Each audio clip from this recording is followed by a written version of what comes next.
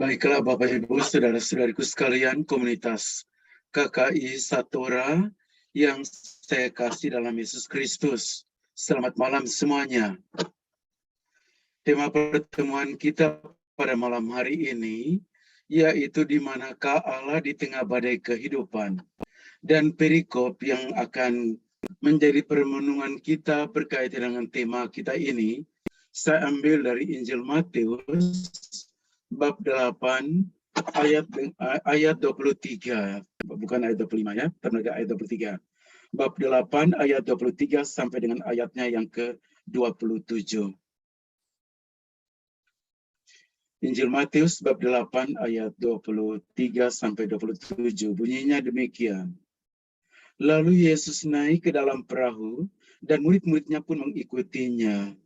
Sekonyong-konyong mengamuklah angin ribut di danau itu, sehingga perahu itu ditimbus gelombang, tetapi Yesus tidur. Maka datanglah murid-muridnya membangunkan dia, katanya, "Tuhan, tolonglah, kita binasa."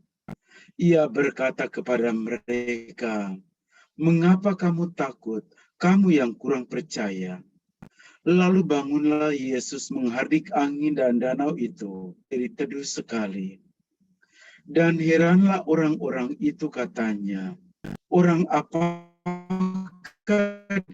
dia ini, sehingga angin dan danau pun taat kepadanya?" Demikianlah sabda Tuhan. Terpujilah Kristus. Pujilah Kristus.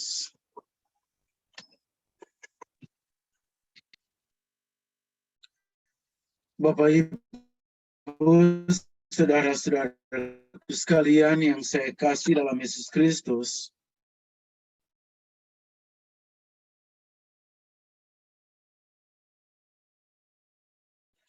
pengalaman yang dia alami sepanjang tahun. Dia menulis pengalaman. Tahun ini saya harus melakukan operasi untuk mengeluarkan batu di ginjal saya. Di tahun yang sama, tepat saya berusia 60 tahun, saya harus keluar dari perusahaan yang sudah mempekerjakan saya selama puluhan tahun. Di tahun ini pun, saya harus kehilangan papa saya.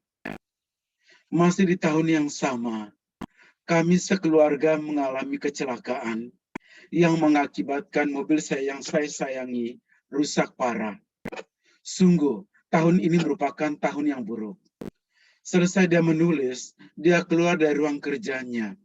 Istrinya masuk ruang kerja sang suami, ingin membereskan kamar tersebut. Dan dia membaca tulisan sang suaminya itu. Dengan tersenyum, sang istri mengambil secari kertas. Dan dia menulis kembali apa yang dialami oleh sang suami. Sang istri menulis demikian. Tahun ini, saya bersyukur kepada Tuhan karena saya tidak perlu lagi merasakan sakit pada perut. Tahun ini saya berterima kasih kepada Tuhan karena saya bisa pensiun dengan kondisi yang sehat, sehingga bisa fokus menggunakan waktu untuk mengembangkan bisnis sendiri. Di tahun ini pun Tuhan melakukan mujizat-Nya. Kami semua mengalami kecelakaan, mobil rusak parah, tetapi puji Tuhan, kami semua selamat. Masih di tahun ini pun, saya mengucap syukur kepada Tuhan karena telah memanggil Papa kembali ke rumah Bapa di surga tanpa kondisi kritis yang berkepanjangan. Sungguh tahun ini merupakan tahun yang luar biasa. Terima kasih Tuhan. Saudara-saudaraku sekalian, pengalaman yang sama tetapi dilihat dengan cara yang berbeda. Tergantung dari kacamata mana kita melihatnya.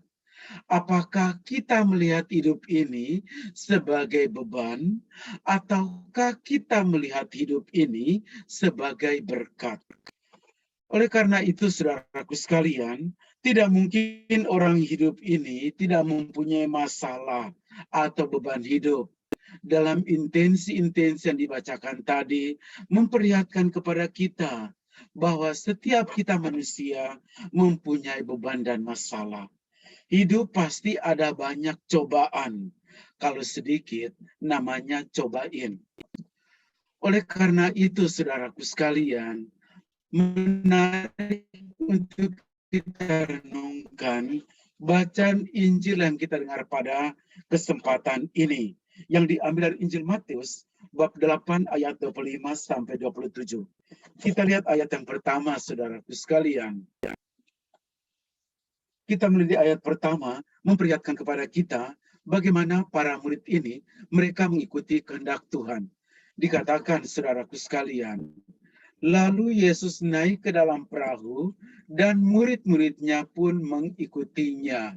Nah, kita lihat, saudaraku sekalian, kalau kita baca di perikop sebelumnya, bagaimana Tuhan Yesus sibuk bekerja, sehingga setelah sehabis pelayanan, kondisi fisiknya sebagai seorang manusia pasti sangat lelah. Dan kalau kita baca dalam Injil, saudaraku sekalian, Yesus senantiasa setelah bekerja keras, dia mencari tempat yang sunyi. Untuk apa Yesus mencari tempat yang sunyi, saudaraku sekalian? Yaitu untuk berdoa. Ya, untuk berdoa. Kalau kita baca dari Injil Markus bab 1 ayatnya yang ke-35 dikatakan di sana, pagi-pagi benar, waktu hari masih gelap, ia bangun dan pergi keluar. Ia pergi. Di sini kita melihat betapalah Yesus di tengah kesibukan, tapi dia mencari tempat yang sunyi, mengungsi bersama dengan para muridnya, naik perahu bersama mereka. Murid-muridnya pun mengalami hal yang sama. Menarik, saudaraku sekalian, mereka juga lelah dalam pelayanan. Tetapi kita melihat bagaimana mereka tetap mengikuti Yesus kemanapun Yesus pergi. Maka di situ kita merenungkan, saudaraku sekalian, bahwa betapa pentinglah kita untuk mengikuti kehendak Tuhan. Sekalipun mungkin kita lelah, seperti yang terjadi pada hari ini. Pulang dari kerja, mungkin capek pada hari ini, tetapi tetap mengikuti kegiatan doa koronka. Pulang dari kerja, masih mendampingi anak untuk belajar, ya. Puji Tuhan mungkin sekarang sudah offline, tapi ketika online itu pasti menjadi seorang ibu, tugasnya menjadi cukup berat. Karena bekerja, setelah itu mendampingi anaknya lagi belajar. Tetapi kita melihat bahwa di tengah segala kesibukan itu, dan kalau kita mengikuti kehendak Tuhan, maka akan menjadi jalan bagi kita menuju kepada kekudusan. Maka hal pertama kita melihat, saudaraku sekalian, dari perikop itu, yaitu bagaimana mereka mengikuti kehendak Tuhan. Dan yang kedua, saudaraku sekalian, yaitu memiliki cara pandang yang benar. Dikatakan ayat 24, sekonyong-konyong mengamuklah angin ribut danau itu, sehingga perahu itu ditimbus gelombang, tetapi Yesus tidur. Ya.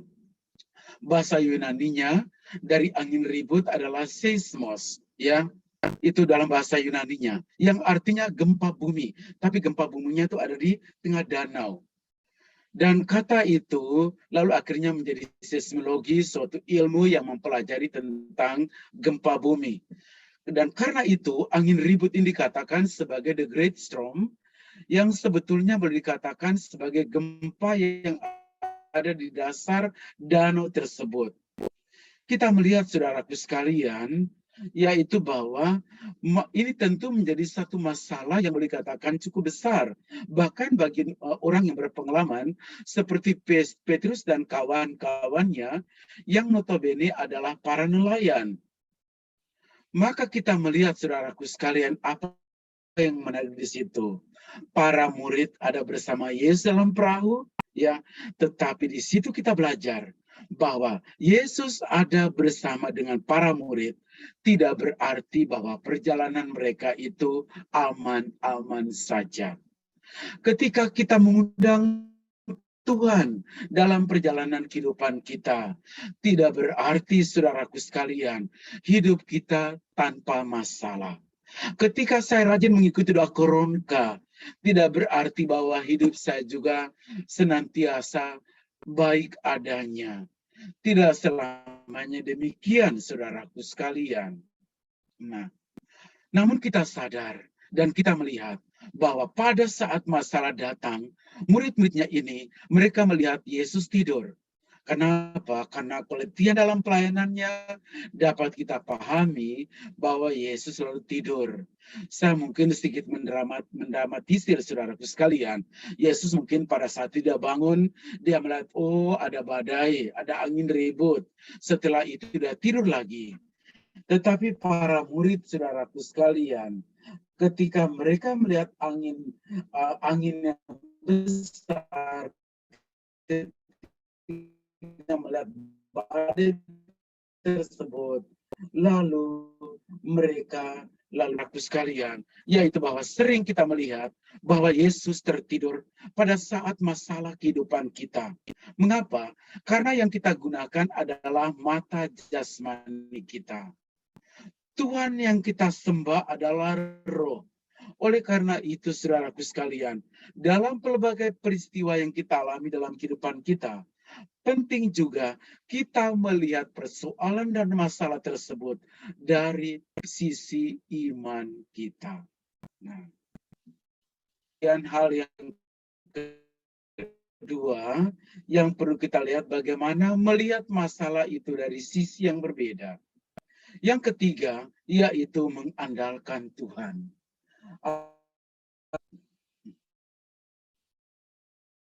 Maka datanglah murid-muridnya membangunkan biasa. Murid-murid menjadi panik, saudaraku sekalian. Karena itu mereka berkata, Tuhan, tolonglah kita binasa.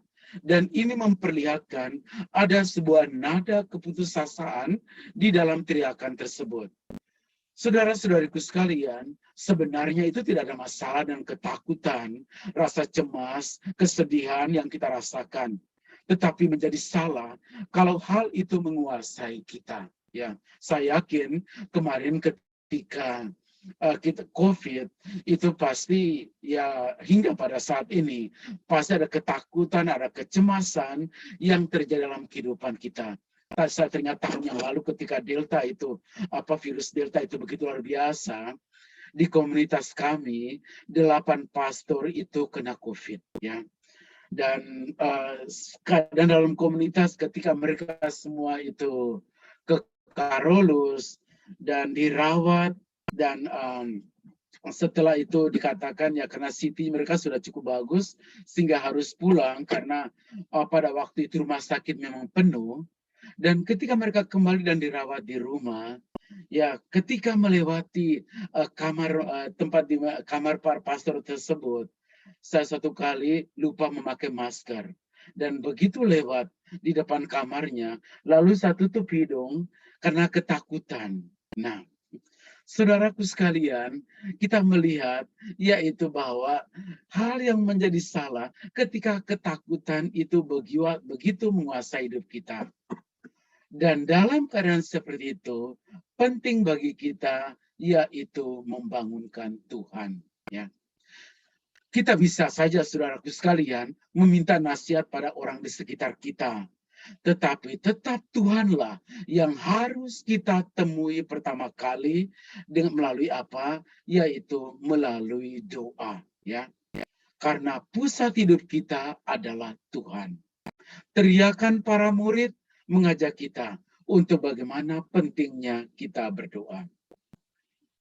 Yang keempat, saudaraku sekalian, dari perikop kita melihat pentingnya percaya. Ayat 26 bisa dikatakan, ia berkata kepada mereka, mengapa kamu takut, kamu yang kurang percaya? Lalu bangunlah Yesus menghardik angin dan danau itu. Maka danau itu menjadi teduh sekali.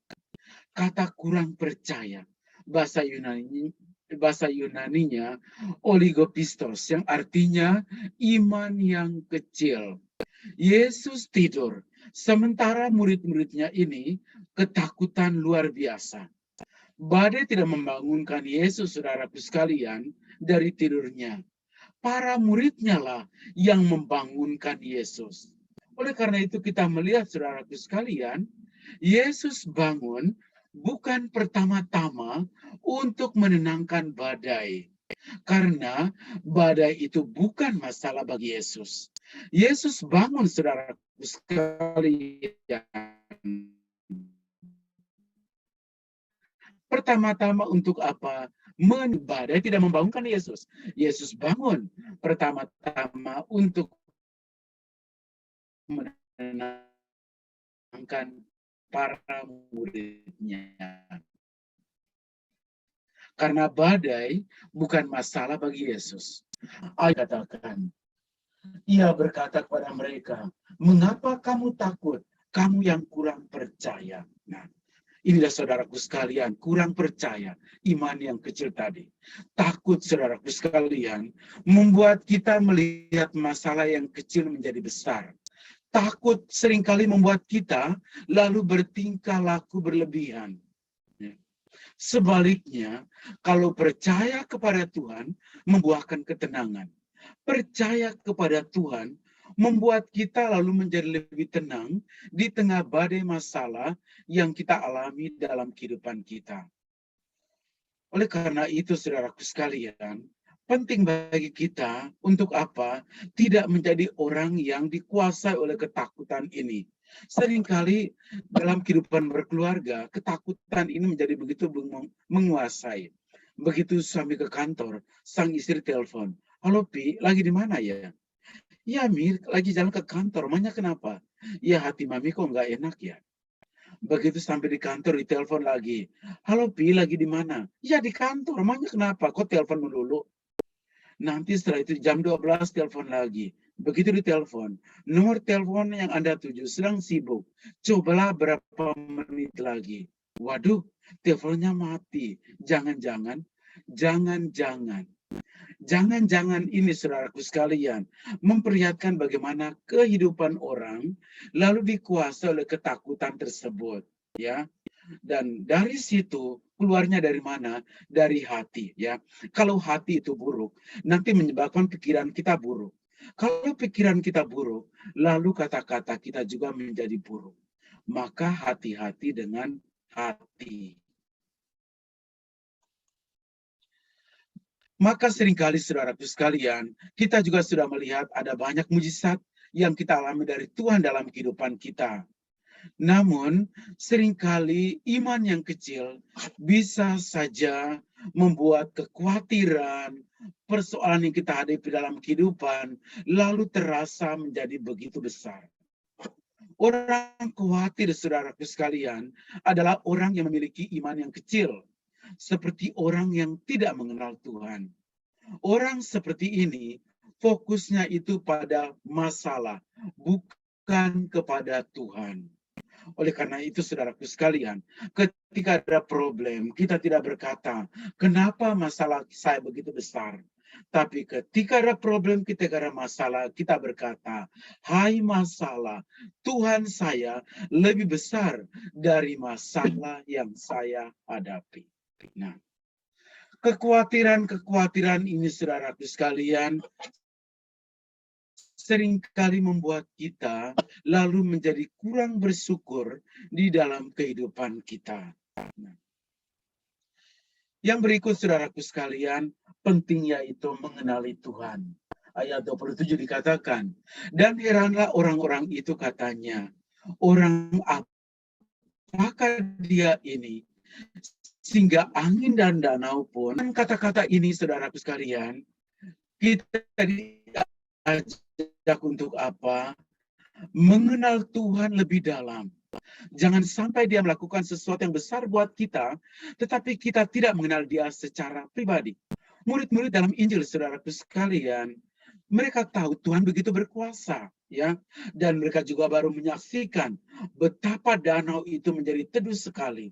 Tetapi mereka masih berkata, orang apakah dia ini? Sehingga angin dan danau pun taat kepadanya. Ya.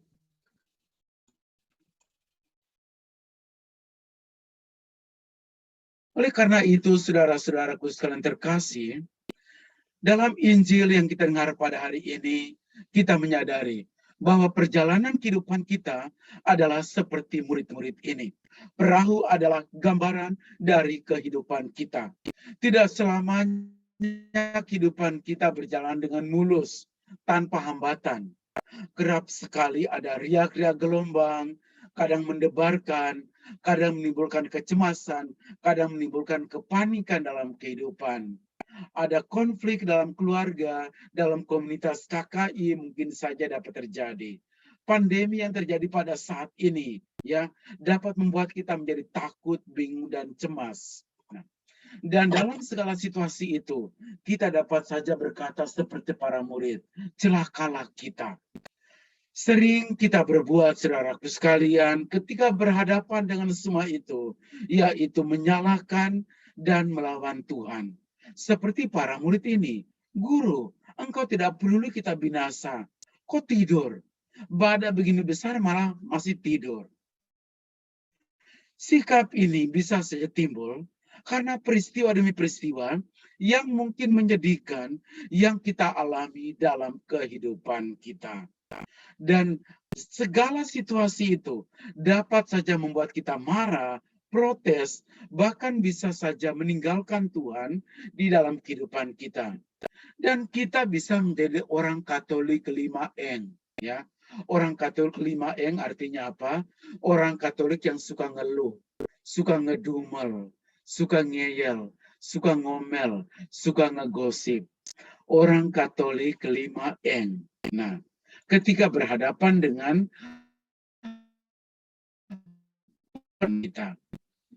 kita seringkali menghadapi masalah dengan mengandalkan kekuatan kita sendiri dan tidak mengandalkan Yesus di dalam kehidupan kita. Akhirnya yang ada dalam benak kita adalah bahaya, celaka, yang justru membuat kita lalu tidak dapat hidup dengan tenang. Kenapa hal itu terjadi, saudaraku sekalian? Karena kita membiarkan Yesus tidur. Artinya kita tidak berseru, kita tidak berserah, bahkan kita tidak memanggil, kita tidak berhubungan dengannya, dan kita sibuk dengan urusan dan perjuangan pekerjaan kita setiap hari. Sehingga ketika berhadapan dengan situasi-situasi tersebut, lalu kita seringkali diliputi dengan ketakutan, bahkan menganggap bahwa persoalan kita hadapi itu begitu berat, bahkan sampai tidak ada jalan keluar. Oleh karena itu, saudara-saudaraku sekalian, ada dua hal yang selalu hadir bersamaan, yaitu iman dan gelombang masalah. Tanpa masalah, iman kita itu tidak teruji. Tanpa iman, masalah tampaknya begitu sulit terlewati. Dua hal ini selalu ada, menarik saudaraku sekalian, ada bersama ya. Tanpa masalah, iman tidak teruji.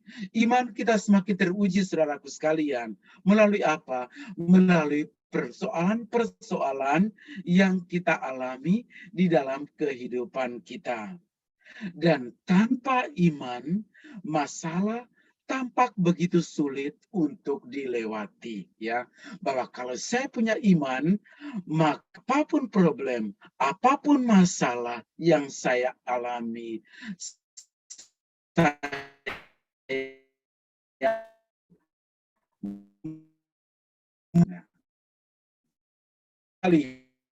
karena kita mampu untuk melihat Tuhan hadir di tengah badai kehidupan kita.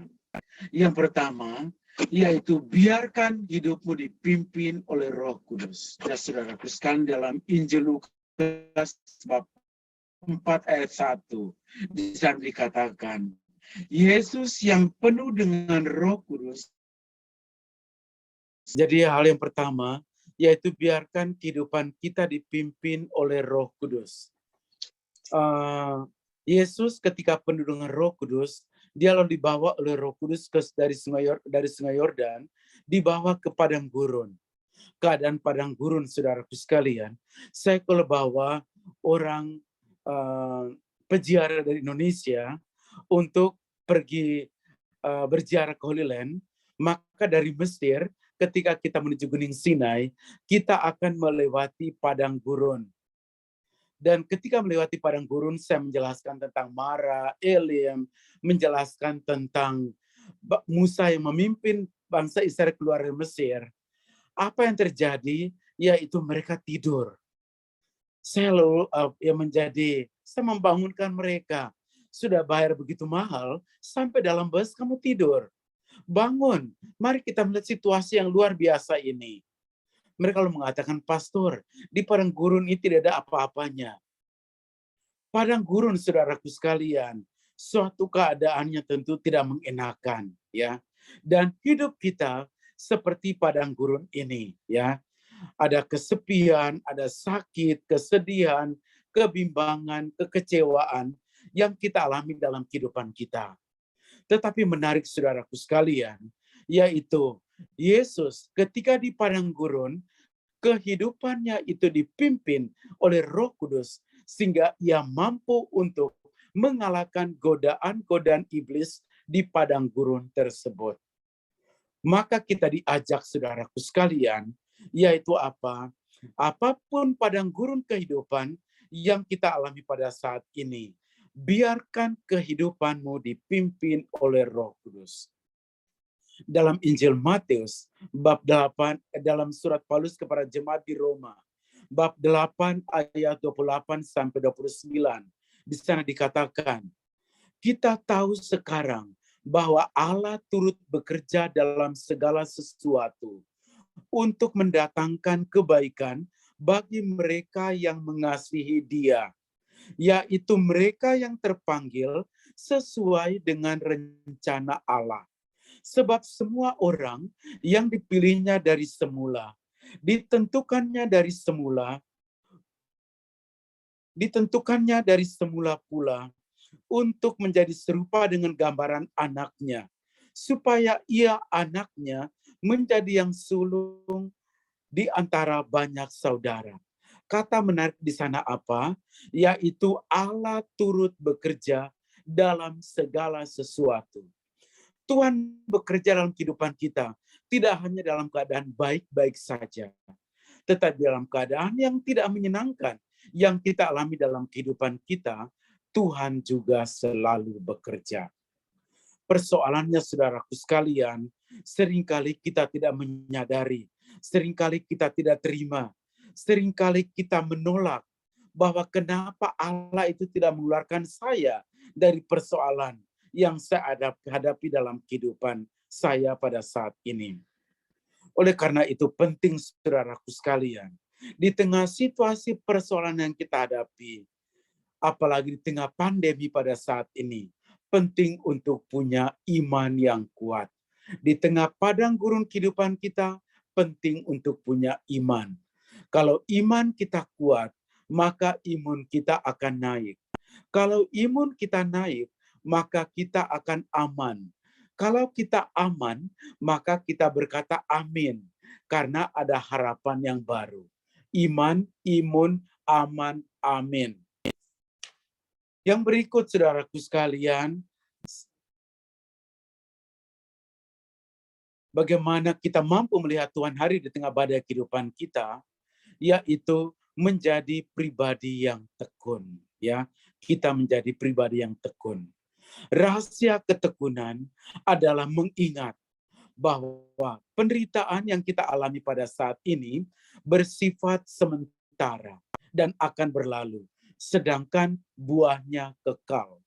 Santo Yakobus dia berkata, berbahagialah orang yang bertahan dalam pencobaan, sebab apabila ia sudah tahan uji, ia akan menerima mahkota kehidupan yang dijanjikan Allah kepada barang siapa yang mengasihi Dia.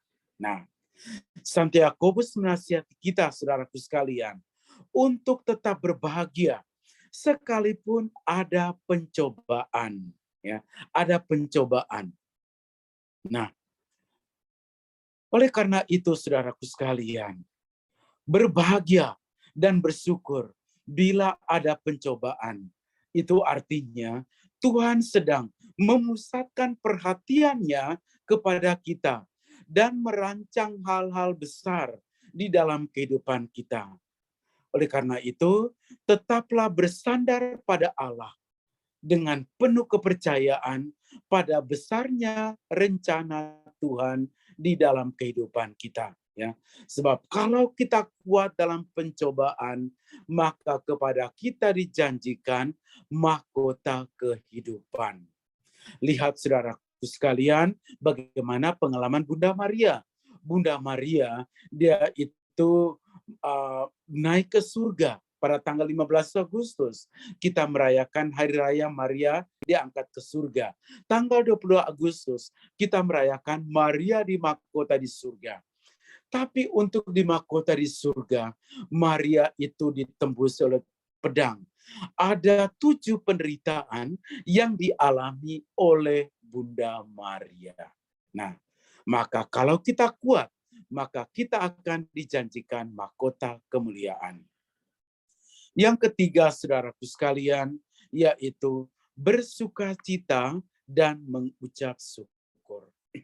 Supaya kita mampu melihat Tuhan hadir di tengah badai kehidupan kita, maka penting bagi kita untuk bersukacita dan mengucap syukur.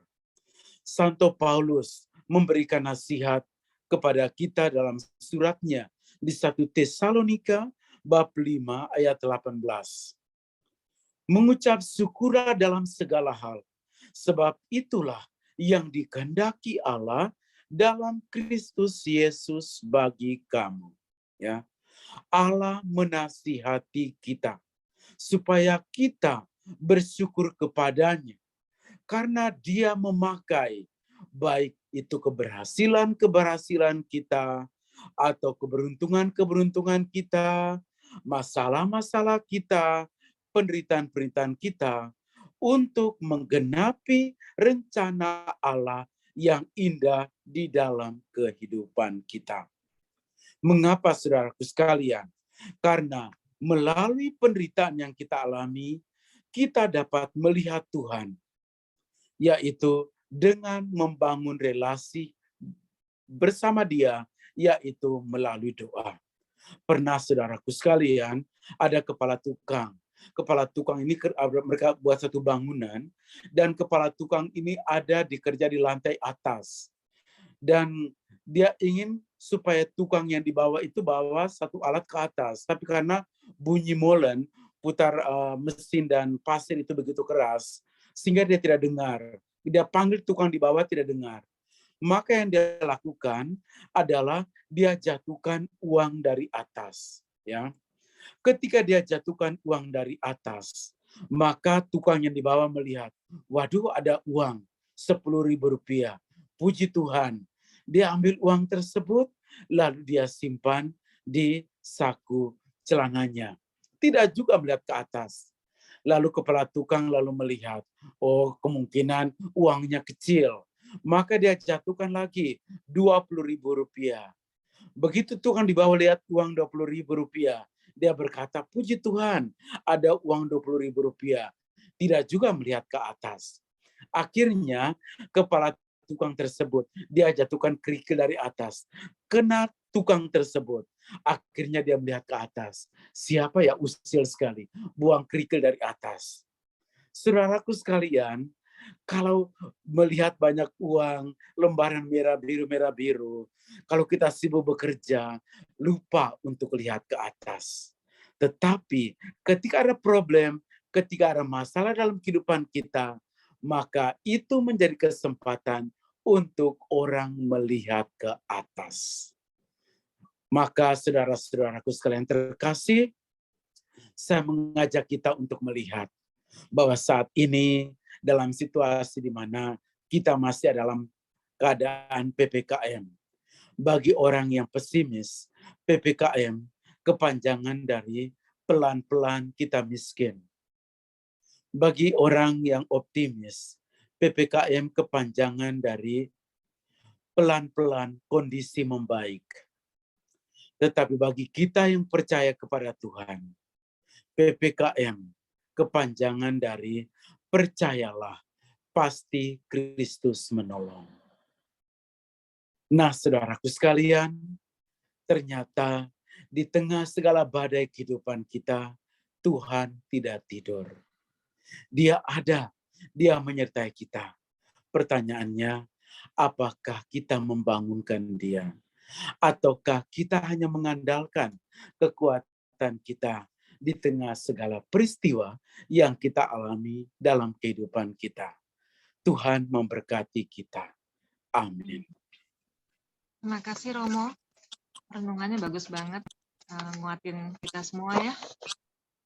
Baik, kita lanjutkan dengan pertanyaan dari Bapak Frans Dharma.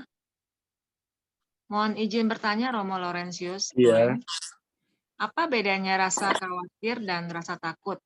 Terima kasih. Rasa khawatir dan rasa takut. Kalau kita melihat saudaraku sekalian, pasti kita ada pengalaman-pengalaman dalam kehidupan, ya. Saya sendiri dalam pengalaman saya antara kekhawatiran dan ketakutan. Kalau kekhawatiran itu dia masih berupa sebuah ya kecemasan yang masih dalam diri kita. Kalau sudah sampai pada suatu ketakutan, itu berarti dia sudah menyelimuti seluruh diri kita. Itu sudah artinya sudah sampai pada satu tingkat kepanikan ketika ketakutan itu sudah lebih menguasai diri kita. Rasa khawatir Yesus sendiri berkata ya, kalau kita baca di dalam Injil Matius ya, janganlah khawatir akan hidup. Ketika Yesus berkata dalam khotbah di bukit ya, Yesus berkata dalam khotbah di bukit, janganlah khawatir akan hidupmu, akan apa hendak kamu makan dan minum. Jangan khawatir pula akan tubuhmu, akan apa hendak kamu pakai. Nah, kalau kita melihat saudaraku sekalian, maka perbedaan antara tingkat kekhawatiran dan tingkat ketakutan, maka kita melihat bahwa ketakutan yang saya katakan tadi dalam tingkat para murid tersebut ya, tingkat para murid yaitu membuat mereka menjadi kepanikan yang luar biasa sehingga mereka sampai tidak melihat, mereka tidak tahu bahwa Yesus ada bersama mereka yang punya kuasa itu begitu luar biasa. Mereka tidak sampai melihat hal tersebut. Mengapa? Karena ketakutan yang begitu menguasai diri mereka. Sementara kalau kita melihat tentang kekhawatiran dan kecemasan dalam kehidupan kita adalah suatu, kalau saya melihatnya sebagai suatu perasaan yang masih ada dalam tataran batin. Ya, sementara kalau ketakutan itu sudah sampai menguasai tidak hanya batin, tetapi juga seluruh diri kita sampai pada keputusan-keputusan yang diambil. Nah, itu yang dapat saya katakan, saudaraku sekalian, berkaitan perbedaan antara ketakutan dan kecemasan. Ya, di sini belum ada pertanyaan lagi ya. Boleh saya Silakan Bapak bertanya? Ibu yang mau langsung. Mungkin ada yang mau sharing? Boleh saya bertanya? Boleh. Boleh? Boleh Pak. Iya, Romo. Malam, Romo. Malam, selamat malam Pak. Iya, di dalam bacaan tadi saat angin ribut, Yesus tidur gitu ya, Romo ya. Iya. Apakah ini berarti apa ya? Iya kan Yesus serba tahu lah. Apakah ini bersifat apa? Mencobai iman kita atau apalah bahasanya gitu? Atau dari atau bagaimana gitu, Romo? Iya. Menguji atau mencobai gitu ya? Iya. Iya. Kalau Bapak lihat, kalau kita baca dalam kisah, mungkin saya bisa membandingkan dengan kisah ketika dua murid Emmaus, mereka itu kembali dari Yerusalem, lalu kembali ke kota mereka Emmaus. Kalau kita baca dalam Injil Lukas ya, Injil Lukas di sana dikatakan Yesus itu berbuat seolah-olah meneruskan perjalanannya. Kata di situ dipakai yaitu kata seolah-olah. Mengapa kata seolah-olah? Karena Yesus itu tunggu. Mereka undang dia tidak. Mereka undang dia tidak. Lalu dikatakan, mereka lalu berkata, tinggallah bersama dengan kami. Sebab hari sudah malam dan matahari hampir terbenam. Nah, jadi Yesus jalan terus, tapi dia tunggu. Orang undang dia tidak. Nah, orang undang dia tidak. Nah, kalau kita melihat saudaraku, kalau kita kaitkan dengan apa yang terjadi pada saat ini ya kita melihat bahwa badai, ya badai. Mungkin apa yang Bapak katakan tadi juga menjadi satu unsur benar juga. Apakah Yesus tidur? Mungkin Yesus tunggu, mereka ini teriak tidak, minta bantuan saya tidak. Nah, ketika dalam situasi seperti itu. Dan teriakan mereka itu juga membangunkan dia tentu benar Tetapi dikatakan bahwa ketakutan, mereka menjadi begitu takut. Jadi mereka teriakan itu bukan karena bukan kepercayaan yang menjadi dasar di sana, tetapi ketakutan yang menjadi utama. Teriaknya itu bukan karena kepercayaan, teriak itu karena ketakutan. Nah, saya mungkin berikan satu contoh yang lain. Petrus berjalan di atas air, Bapak ingat itu Waktu dikatakan Petrus ketika dia berkata, Tuhan kalau engkau itu suruh aku berjalan di atas air. Petrus sudah jalan, saudaraku sekalian. Lalu dikatakan, ketika dirasakan tiupan angin, nah maka Petrus tenggelam. Kenapa Petrus tenggelam? Karena dia itu melihat pada badai, angin di danau itu. Tetapi ketika dia lihat Tuhan, dia bisa jalan waktu lihat Tuhan. Waktu lihat Tuhan, dia bisa jalan. Tetapi ketika dia melihat pada badai di danau itu, Petrus lalu tenggelam. Nah, di sini kita melihat jadi kita dapat di situ Tuhan ada Tuhan ada. Tetapi pertanyaannya, Petrus berteriak, Tuhan, tolonglah kita binasa, tolonglah aku. Dia selalu berkata, mengapa dia berkata, mengapa hai orang yang kurang percaya, mengapa engkau bimbang? Itu kata-kata Yesus mengapa? Jadi dia tenggelam karena kebimbangan, dia tidak melihat Tuhan tadi. Nah, jadi saya melihat bahwa kalau kita menarik dalam situasi kita pada saat ini seperti saya katakan tadi, yaitu bahwa melalui persoalan-persoalan yang kita alami dalam kehidupan, di situ menjadi satu kesempatan bagi kita. Apakah saya berteriak melihat pada Tuhan? Berteriak pertama-tama kenapa? Saya percaya pada Dia. Bahwa Dia menjadi andalan saya. Itulah yang membuat saya berseru kepadanya. Para murid, mereka tidak tadi karena keputusasaan, kepanikan, sampai tidak melihat pada Tuhan, yang sehingga akhirnya mereka berkata tadi, siapa ke orang ini? Berarti mereka tidak percaya tadi, mereka teriak tadi. Nah, itu. Iya, Romo. Makasih ya, Romo. PPKN yang terakhir ya. Baik, Pak. Oke.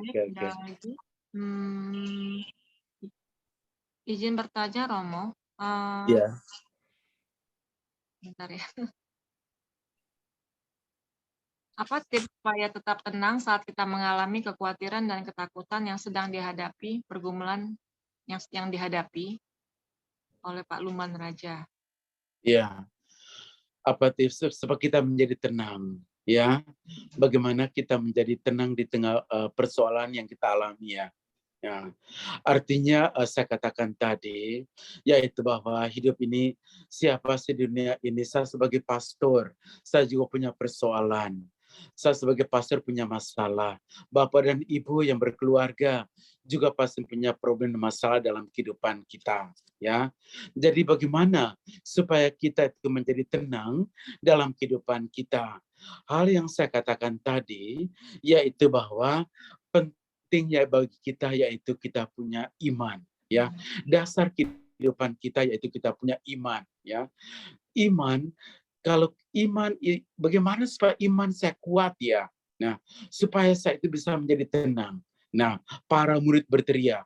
Yang saya katakan tadi, yaitu doa. Ya, iman kita menjadi kuat kalau kita itu berdoa. Ya, iman kita menjadi kuat kalau kita membaca firman Tuhan.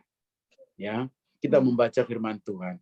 Iman kita menjadi kuat melalui kegiatan-kegiatan kita, entah KKI atau memuncak dalam ekaristi yang terjadi hingga pada saat ini.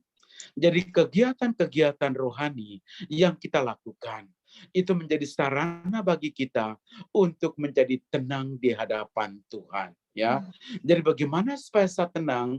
Penting bagi saya yaitu mempunyai iman yang kuat. Maka saya katakan tadi, kalau iman kita kuat, maka kita aman. Kalau kita iman seperti pandemi ya, kalau kita aman. Kenapa kita aman? Karena kita punya harapan yang baru. Ya, jadi iman dan harapan ini penting ya dalam kehidupan kita supaya kita menjadi tenang di tengah segala problem yang kita alami. Sebab apa? Kepanikan, kemarahan ya itu tidak menyelesaikan masalah dalam kehidupan kita. Ada problem tapi kita semakin marah ya. Seperti cerita tentang seorang yang dia mencari apa ya, dia cari jamnya.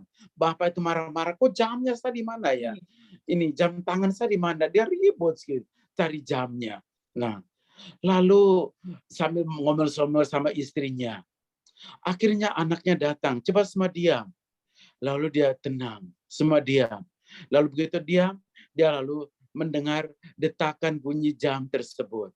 Nah, diam membuat menemukan yang tadi hilang. Ribut-ribut tadi tidak menemukan sesuatu. Hanya itu yang mau saya katakan dalam kehidupan kita. Nah, oleh karena itu, supaya menjadi tenang dalam kehidupan kita, ya penting yaitu punya iman. Dan iman itu kenapa? Karena saya menyerahkan seluruh hidup saya kepada Tuhan. Karena saya percaya bahwa Dia adalah harapan yang baru di setiap problem atau persoalan yang saya alami. Gimana Pak? Kalau Pak Lumban? Iya. Ini ada yang menanggapi Romo dari Pak Albertus Alexander. Sharing yang sangat jelas dan sungguh menguatkan, di mana kita sedang dalam badai kehidupan ini. Yesus senantiasa setia berada bersama kita tanpa kita sadari.